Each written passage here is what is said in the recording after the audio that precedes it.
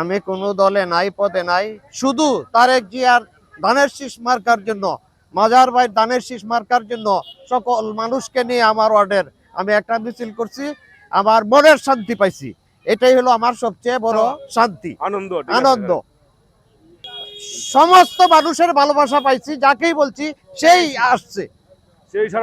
সাধারণ মানুষ সকলেই ধানের শীষের পক্ষে, এখানে আর কোনো কথা হয় না।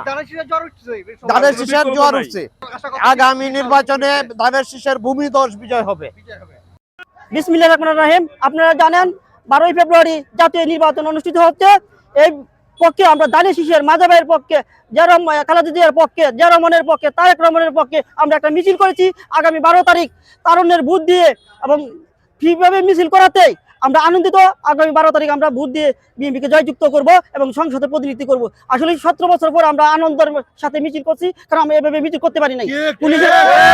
পুলিশের টিয়ার শেল, মামলা হামলা, এভাবে কেউ মিছিল করতে পারে না। আজকে আমরা আনন্দ প্রকাশ করছি যে আমরা আমাদের ঈদের মনে আনন্দ লাগছে যে আগামী 12 তারিখ আমরা ভোট দিতে পারবো, ধানের শীষে জয়যুক্ত করতে পারবো। এই বলে আমার বক্তব্য এখানে শেষ করলাম।